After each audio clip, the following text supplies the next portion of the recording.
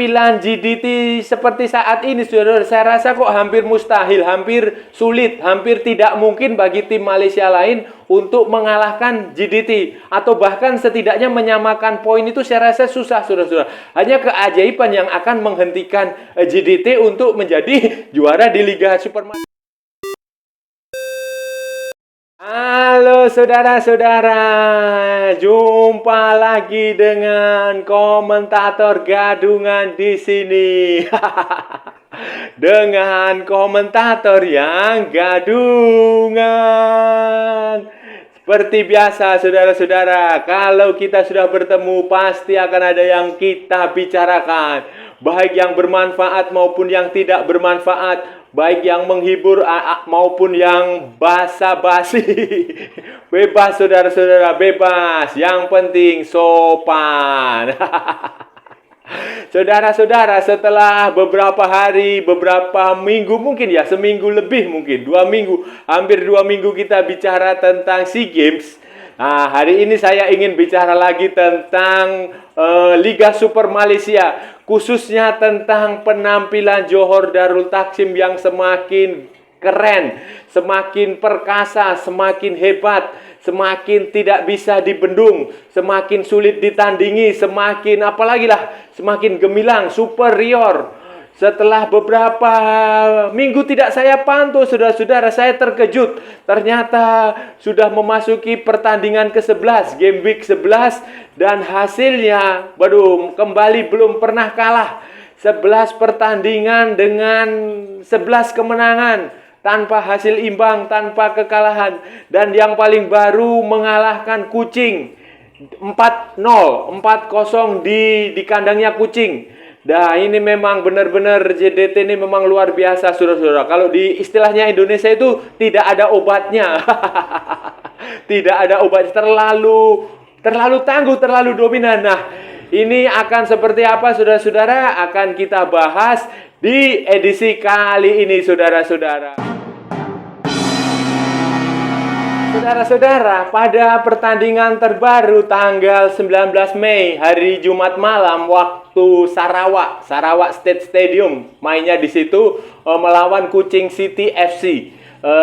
GDT, Johor Darul Takzim, kembali mencatatkan kemenangan yang spektakuler.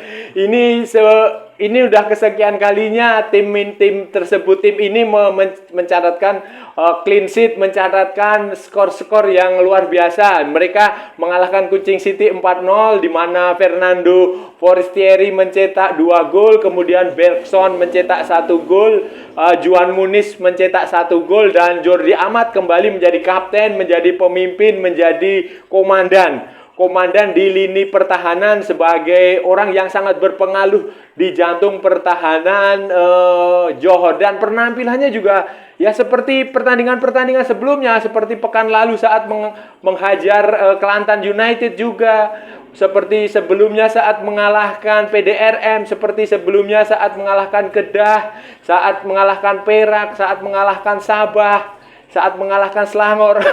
Jadi luar biasa penampilan Jordi Amat dan kawan-kawan ini, solid sekali di belakang dan tajam di depan, saudara-saudara. Terbukti terakhir kali gawang Johor kemasukan itu kan pada 11 Maret 2023, waktu itu saat melawan Kelantan FC ya, itu kemasukan waktu itu. Setelah itu, saudara-saudara, setelah itu ada di beberapa pertandingan itu tidak pernah kemasukan dan selalu mencetak lebih dari banyak gol lah, lebih dari 4 gol, kecuali waktu melawan PDRM waktu itu melawan 10 pemain PDRM, Johor hanya bermain 1-0 di kandang PDRM lewat Fernando Forestieri. Ya, mungkin itu sedang bad day aja, sedang hari yang buruk, sedang mengalami nasib hari yang malang lah, hari yang kurang beruntung saja, sehingga hanya mencetak 1 gol, saudara-saudara. Tapi setelah selebihnya, waduh, memang luar biasa ini Johor ini, saudara-saudara.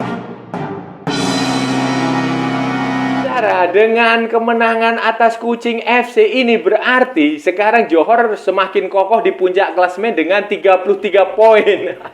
Poinnya 33, saudara. Selisihnya udah hampir selisih 2 digit lah dengan runner up.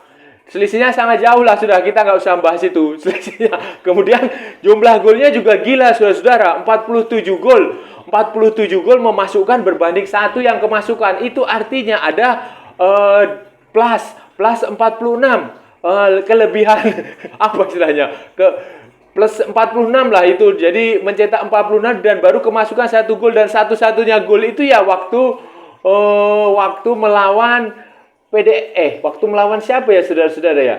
Waktu melawan Kelantan, saudara-saudara. Waktu melawan Kelantan tanggal 11 Maret itu. 11 Maret itu, dan selebihnya nggak pernah kemasukan lagi. Yang waktu penalti kalau nggak salah, yang terjadi blunder si kipernya itu, sama si terjadi salah komunikasi antara kiper dengan Jordi Amadja. Setelah itu dan sebelum-sebelumnya, Johor itu selalu berada di puncak klasemen, saudara. Dan yang paling menarik adalah, saudara-saudara, Johor ini hanya 2 pekan, hanya dua match day, hanya 2 game week yang tidak berada di puncak klasemen. Waktu game week pertama dan kedua ketika Sabah berada di situ, berada di puncak. Selebihnya sejak game week ketiga sampai game week ke sekarang ini yang terbaru ini, sampai pertandingan ke-11, itu selalu berada di puncak klasmen dengan, ya itu tadi yang saya bilang, keunggulannya luar biasa, saudara-saudara Muta, dan tim di bawahnya seperti Selangor, seperti Seri Pahang, seperti Sabah, seperti Kedah, Darul Aman, itu sudah tampaknya sudah mereka ya tidak mungkin lagi lah, saudara-saudara, untuk mengejar posisi Johor di puncak klasemen.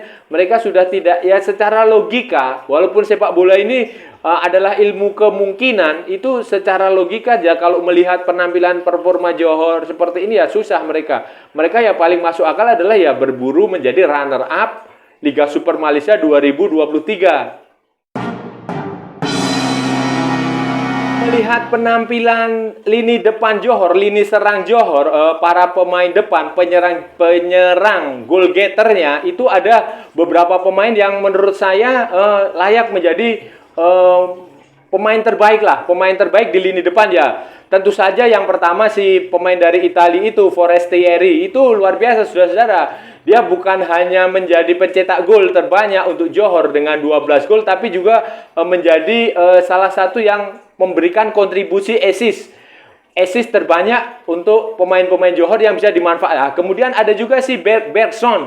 Bergson ini juga saya rasa layak, saudara-saudara, jadi pemain yang sangat bagus di lini serang Johor. Kemudian yang lokalnya adalah Arif Aiman. Arif Aiman dia memimpin daftar assist. Kemudian dia juga menjadi pencetak gol. Kalau nggak salah 5 gol. Kalau Bergson itu 7 gol. Kalau Arif Aiman 5 gol.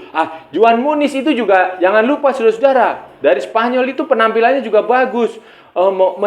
Sudah memberi kontribusi 5 gol yang terbaru waktu melawan Kucing. Dan pergerakan, saya rasa ya kerjasama antara Forestieri, Bergson, kemudian Arif Aiman, kemudian Juan Muniz itu sangat bagus, termasuk Leandro Velasquez itu juga sangat bagus, saudara-saudara, di lini depan. Jadi pergerakan mereka itu sangat sulit diantisipasi oleh pertahanan lawan. Ketika mereka bermain, ketika mereka ada di situ, mereka saling mengisi. Kalau saya lihat ya, saling mengisi, kemudian terjadi kombinasi pergerakan yang sangat bagus. Jadi kalau Arif Aiman ada di sebelah sini, kemudian si Bergson, si Forestieri itu menutup. Begitu pula sebaliknya, ketika si Forestieri berada di sini di depan, nanti teman-teman yang lain itu berada di sekitarnya untuk mencari celah, mencari ruang, berusaha untuk mencari kesempatan untuk menerima umpan bola atau memanfaatkan bola rebound. Itu yang saya lihat dari penampilan Johor Darul Taksim sejauh ini. Dan itu juga terlihat waktu melawan Kucing, saudara-saudara. Terlihat sekali. Jadi bagaimana penampilan pemain-pemain depan ini sangat kalau solid, sangat kompak, sangat taktikal yang dijalankan oleh pelatih. Itu terlihat mampu mereka terapkan dengan sangat baik. Kekompakan itu yang paling penting. Dan tentu saja mentalnya sangat bagus, saudara-saudara. Karena mereka, ya kita terlepas dari lawan yang mungkin kualitasnya agak di bawah Johor. Tetapi kan kalau sudah bermain di kompetisi seperti Liga Super Malaysia yang punya kualitas bagus itu ya otomatis mereka juga pasti sudah siap lah. Udah siap dan itu terlihat sekali bagaimana para pemain itu mampu mendominasi, mereka tidak memberi kesempatan kepada pemain belakang lawan untuk lama-lama memegang bola untuk bisa bertahan dengan baik. Dan pressure mereka, tekanan mereka itu sudah dilakukan sejak garis pertama pertahanan lawan, dan itu memang ya, jadi kalau bisa mencetak sampai 40 berapa tadi 47 gol itu ya keren saudara-saudara, keren, luar biasa. Tidak ada tim lain yang mungkin saja yang melakukan seperti yang dilakukan oleh para pemain depan Johor. Selain pemain-pemain depan, penyerang, gelandang serang seperti Forestieri, seperti Arif Aiman, seperti Bergson, seperti Muniz, seperti Velasquez, yang saya lihat saudara-saudara, saya lihat dari penampilan bagus Johor itu juga ada di pertahanan, di pemain belakang. Kipernya itu si Faris atau siapa ya? Ya itu kipernya itu juga terlihat sangat bagus, sangat kokoh. Sangat kokoh dan dia sangat refleksnya bagus. Pembacaan terhadap permainan itu bagus sekali. Terbukti kan baru hanya 1 kemasukan waktu melawan Kelantan, dan itu pun melalui tendangan penalti kick. Jadi itu membuktikan bahwa kiper ini sangat bagus, sangat bisa membaca permainan. Kemudian selain kiper juga saudara-saudara yang tidak bisa kita kesampingkan lagi adalah penampilan Jordi Amat, saudara-saudara. Jordi Amat adalah kapten Johor Darul Takzim musim ini, dan penampilannya saya rasa sangat bagus sekali, sangat solid di belakang. Dia tidak memberi kesempatan lawan untuk berkembang, tidak memberikan kesempatan lawan untuk lama-lama menguasai bola, untuk mendikte permainan. Dari sejak lini tengah itu biasanya Jordi Amat itu matanya itu sudah lihat kemana-mana. Dia sudah fokus, dia sudah menebak bola ini akan kemana. Dan ketika bola masuk ke pertahanan Johor Darul Takzim, itu selalu Jordi Amat itu selalu tepat ada di situ. Pilihan dia, penempatan posisi dia bagus. Ketika skenario bola mati seperti free kick atau corner kick, Jordi Amat itu juga selalu berada di posisi yang tepat untuk menghalau. Posturnya yang tinggi memudahkan dia untuk melakukan heading, melakukan duel-duel bola udara yang sangat bagus. Dan ini keren saudara-saudara, penampilan Jordi Amat itu saya rasa udah salah satu yang terbaik lah. Salah satu dari, kalau pemain depan yang tadi yang saya sebutkan Forestieri, mungkin pemain belakang ini yang layak menjadi bintang ya, layak menjadi most valuable player ya Jordi Amat ini saudara-saudara. Bukan hanya soal penampilan lugas Jordi Amat di belakang yang sangat bagus saudara-saudara, yang solid, yang kompak, yang ya keren lah pokoknya. Kelebihan lain Jordi Amat adalah karismatik dia, istilahnya karisma jiwa kepemimpinan dia. Kepemimpinan dia luar biasa. Sebagai kapten tim, dia benar-benar menjiwai posisi sebagai melaksanakan tugas sebagai pemimpin tim dengan sangat baik. Dan menjadi kapten, Jordi Amat menjadi kapten ini bukan sesuatu yang aneh lah, karena memang DNA dia, darah dia adalah darah pemimpin.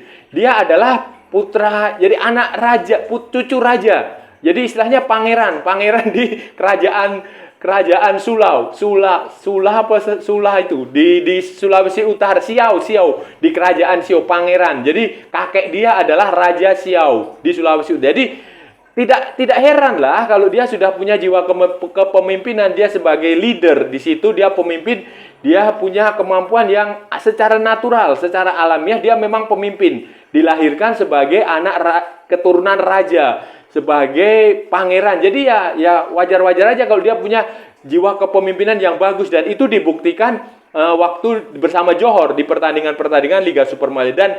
Dan di Indonesia sendiri saudara-saudara, wacana perbincangan untuk menjadikan Jordi Amat kapten tim nasional Indonesia ini sudah mengemuka di berbagai platform media sosial maupun media mainstream. Banyak pengamat, banyak supporter Indonesia, banyak pandit, banyak media di Indonesia yang menyarankan untuk Jordi Amat dijadikan kapten tim nasional. Karena ya itu tadi pengalaman pengalaman dia di Johor, kemudian jam terbang dia di klub-klub Eropa, kemudian darah bangsawan dia, keturunan pangeran itu yang membuat dia bisa menjadi kapten, dan saya rasa cocok lah dia menjadi kapten di tim nasional Indonesia juga, saudara. Selanjutnya bagaimana saudara-saudara? Bagaimana peluang dan masa depan GDT untuk di Liga Super Malaysia setelah pertandingan yang luar biasa dalam 11 pertandingan awal ini? Ya, peluangnya besar saudara, walaupun masih ada 15 pertandingan lagi sebelum Liga Super berakhir pada 17 Desember 2023.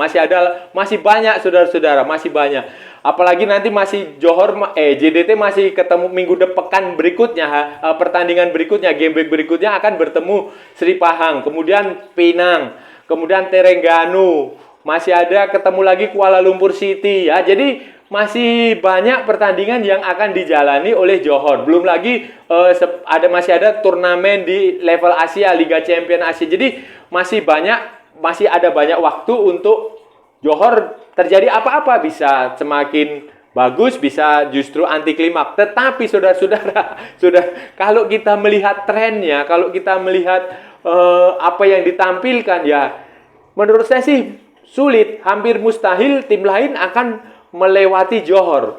Bagi tim lain untuk mengalahkan GDT dalam persaingan gelar juara Liga Super Malaysia, kecuali misalnya ada disaster, ada musibah, ada tragedi yang di luar kemampuan manusia. Itu aja kemungkinan baru GDT akan akan gagal. Misalnya tiba-tiba ada semua pemainnya cedera. Nah, itu kan nanti terus tidak bisa bermain semua, kemudian jadi kalah 5 pertandingan beruntun. Tapi kan itu secara logika mustahil saudara-saudara, hil yang mustahil.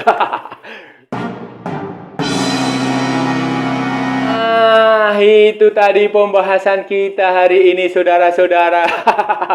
Kita sudah bicara panjang lebar tentang Johor Darul Takzim, tentang Liga Super Malaysia yang kembali saya bahas setelah beberapa minggu, 2 minggu mungkin kita fokus pada SEA Games karena ada pertandingan yang menarik di sana. Dan sekarang kita kembali lagi untuk membahas Johor Darul Takzim dan pertandingan di Liga Super Malaysia. Dan tadi kita sudah bicara tentang bagaimana kekuatan Johor, tentang penampilan Johor, tentang catatan hasil-hasil yang didapatkan Johor di 11 pertandingan terakhir ini dengan rekor 100%, tidak pernah kalah, selalu mencetak banyak gol, sudah memproduksi 47 gol dan baru kemasukan 1 gol. Kita sudah membahas pemain-pemain penting di situ. Kita sudah membahas peta persaingan Liga Super Malaysia. Setelah ini kita sudah memprediksi kira-kira bagaimana masa depan Johor selanjutnya. Ya intinya udah hanya keajaiban yang bisa menggagalkan GDT untuk menjadi juara Liga Super Malaysia lagi, saudara-saudara. hanya mukjizat, hanya keajaiban, hanya nasib malang, hanya kurang beruntung yang bisa menggagalkan GDT. Itu saja, saudara-saudara.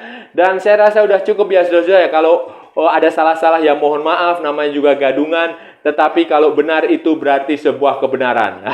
Kalau saudara-saudara merasa channel ini bermanfaat, berguna, menghibur, menginspiratif, silahkan like, share, and subscribe. Tapi kalau tidak, abaikan saja. Ikuti pula akun media sosial Komentator Gadungan, ada di Instagram, ada di Facebook, dan ada di TikTok. Oke saudara-saudara, sampai bertemu di edisi berikutnya. Salam olahraga dan salam serumpun merdeka.